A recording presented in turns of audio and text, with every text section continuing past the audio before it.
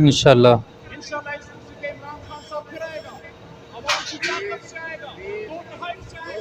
इमरान खान का शेर।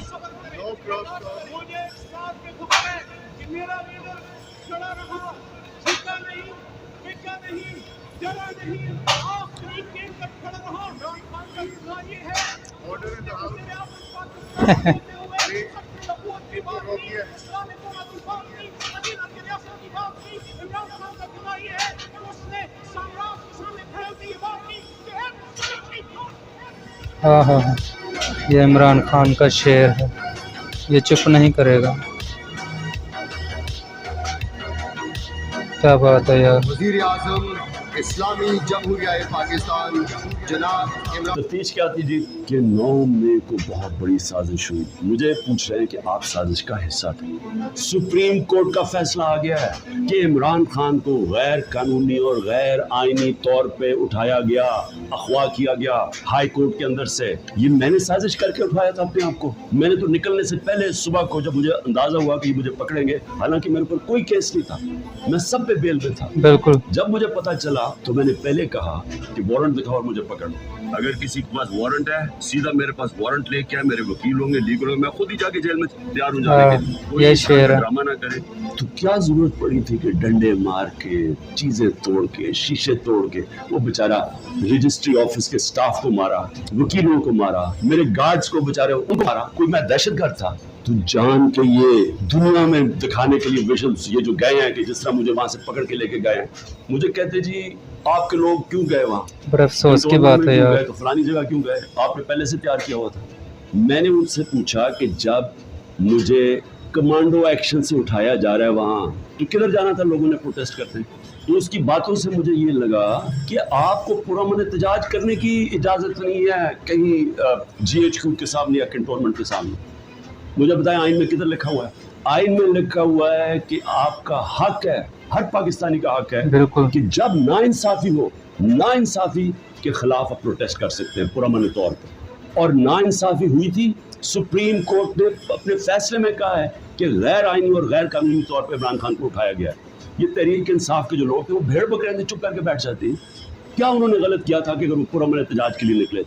और उसके बाद पहले से ही तैयारी थी कि जो भी रद्द अमल आएगा वो पहले से तैयार बैठे थे कि इन्होंने ये बिल्डिंग चलानी है। और क्या आज IG पंजाब जो दंदनाता फिर रहा है, क्या इससे किसी ने नहीं पूछना कि वहां से 2 घंटे लग रहे हैं, वो लोग आ रहे हैं और या प्रोटेस्ट करने के लिए? किसी ने नहीं पूछना उससे कि जनाब आपकी पुलिस किधर थी? सारी जगह तो टेयर गैस कर रहे थे, सारी जगह तो खड़ी थी, किधर क्यों नहीं गई? और किधर गया वो CCTV कैमरा? क्यों नहीं उसकी फुटेज आई सबके सामने? क्यों नहीं इंडिपेंडेंट इंक्वायरी हुई? साजिश थी और इंशाल्लाह ये साजिश आएगी सामने। सवाल ये क्यों नहीं पूछते वो लोग जो 25 लोगों को गोलियां से मारा गया, वो लोग जिनकी नौजवानों की टांगे चलेंगी, 3 लोगों की टांगे कटी, बिस्तर पे है, जो कमर पे गोली लगी, पैरालाइज हो गया, उनके पाकिस्तानी नहीं थे, उनको कोई हुकूक नहीं है, उनका कोई नाम ही नहीं ले रहा। ये जो कोर कमांडर हाउस जलाया, हम सब उसके हम मजम्मत करते हैं। अपनी जजमेंट में लिखा हुआ है चीफ जस्टिस ने कि इमरान खान को जब पहली दफ़ा, जब मैं अदालत में पहली दफ़ा मुझे पता चला कि हुआ क्या है, मैंने उसी वक्त मजम्मत की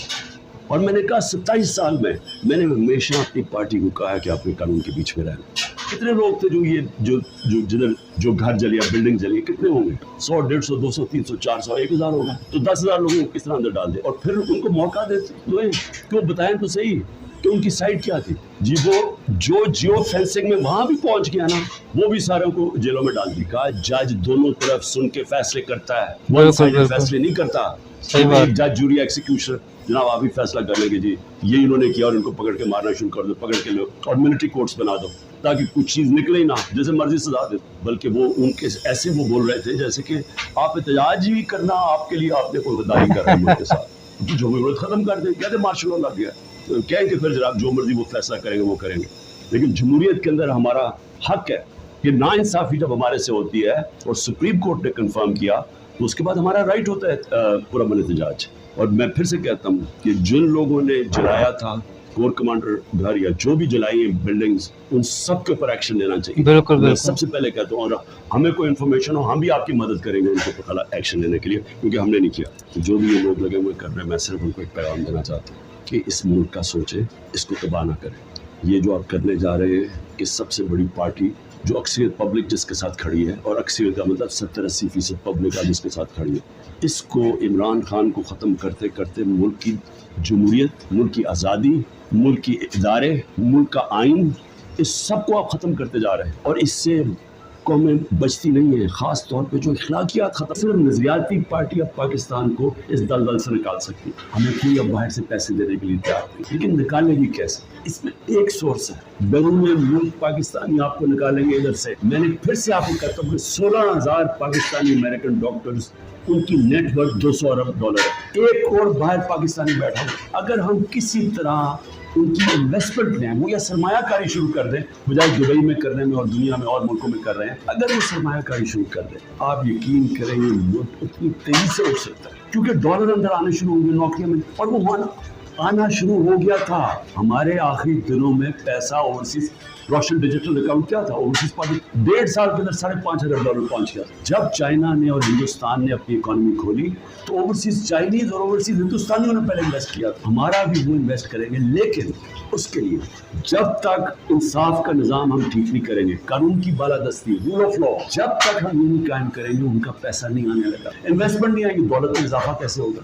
یا تو اس وقت پاکستانی پیسہ باہر بھیج رہے ہیں کیونکہ وہ کسی کو اعتماد ہی نہیں ہے، اور جب لوگوں کو اعتماد ہو جائے گا کہ ہمارے اب جب میں اپنی سرمایہ کاری کروں تو یہاں کا جو قانون ہے، جو ان کی لا انفورسمنٹ ہے، جو ان کی عدلیہ ہے، وہ میری سرمایہ کاری کی حفاظت کرے گی، میرے سے فراڈ نہیں ہونے دے گی.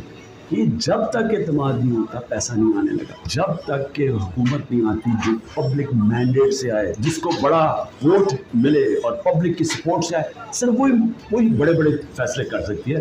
نہیں تو ان کو تو آپ نے دیکھ ہی لیا. اور میں اپنی اسٹیبلشمنٹ کو آج پھر سے کہتا ہوں، نظر ثانی کریں، ملک تباہی کی طرف جا رہا ہے. مجھے کوئی آپ کی مدد نہیں چاہیے، مجھے آپ کچھ نہیں دے سکتے. قوم میرے ساتھ کھڑی ہے، میں کوئی چور دروازے کو آنا نہیں چاہتا. جب آئین کی کوئی پرواہ نہیں کر رہا، جب پولیس کھلے عام گھروں میں گھس کے لوگوں کے گھر لوٹ رہی ہے اور اٹھا کے لے کے لوگوں کو جا رہی ہے، کلیکٹو پنشمنٹ دے رہی ہے، تو اس ملک میں تو اب باہر کے لوگ کیا سوچ رہے ہوں گے؟ بتائیں نا، بیرون ملک پاکستانی جو آپ کا بڑا اثاثہ ہے، تو کوئی سوچے گا کہ پاکستان میں پیسہ لگانا؟ تو اگر انہوں نے نہیں لگانا تو اور کسی کو کوئی ہے نہیں.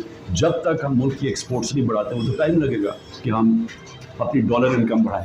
تو اس میں تو صرف ایک ہی انٹرم میں تو صرف اوورسیز پاکستانی مدد کر سکتے ہیں.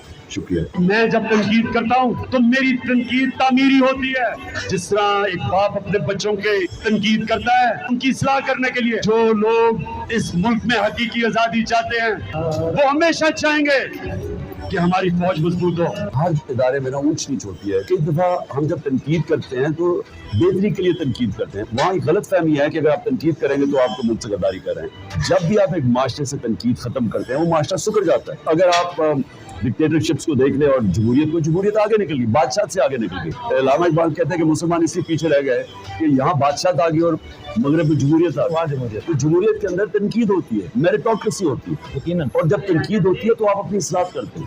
جب آپ معاشرے سے تنقید ہی ختم کر دیں وہ معاشرہ ختم ہو جاتا ہے. بالکل صحیح ہے. میں 18 سال کا تھا جب میں بنگلہ دیش تب ایسٹ پاکستان تھا. مارچ 1970 میں ایسٹ پاکستان میچ کھیلنے گیا انڈر 19 کا. یہاں میڈیا پہ بلیک آؤٹ تھا، ڈکٹیٹر کا زمانہ تھا، میڈیا کے اوپر پابندیاں تھی. ہمیں پتہ ہی نہیں تھا کہ ایسٹ پاکستان میں کیا ہو رہا ہے. جب میں وہاں میچ کھیلنے گیا تو میرا چاچے کا بیٹا بریگیڈیئر شفیق اس کے پاس میں ٹھہرا. وہ پہلی دفعہ اس نے مجھے بتایا کہ ہو کیا رہا ہے، کہ عوام یعنی کہ وہ جماعت جو بنگلہ دیش کی بلکہ پاکستان کی سب سے بڑی جماعت تھی، اس کے خلاف ملٹری ایکشن ہو رہا تھا، شروع ہو رہا تھا. اتنا بڑا ظلم ہوا جو ہمارا ملک ٹوٹا. بڑا سانیہ ہوا پاکستان سے کہ جب آپ فوج کو اور سب سے بڑی ملک کی جماعت کا آمنا سامنا کرواتے ہیں تو نقصان تو ملک کا ہے. آج پھر وہ سازش، یہ موقع اپنے جانے نہیں دینا. کبھی کبھی انشاءاللہ موقع دیتا ہے انشاءاللہ کہ اپنی تقدیر بدلنے کا. ہم بے شک. جب تک اپنے لوگوں کو، اپنے ماں باپ کو، اپنے بھائیوں کو، رشتہ داروں کو نہیں نکالیں گے، اس لیے کہ ہمیں شاید فکر نہیں ہے کہ آگے یہ ملک کس طرف جا رہا ہے. ہماری ذمہ داری ہے کہ ہم سب لوگوں کو نکالیں. یہ نہیں دیکھنا کہ کینڈیڈیٹ کون ہے، امیدوار کون ہے. آپ نے بلے کو ووٹ دینی ہے، آپ نے نظریے کو ووٹ دینی ہے، آپ نے نئے پاکستان کو ووٹ دینی ہے. بالکل. آپ نے نہ برادری کا دیکھنا ہے، نہ رشتہ داروں کا، نہ دوستیوں کا. آپ نے یہ 1970 کے بعد ये दूसरा इंशाल्लाह इलेक्शन होगा बिल्कुल इंशाल्लाह। आपके निकल के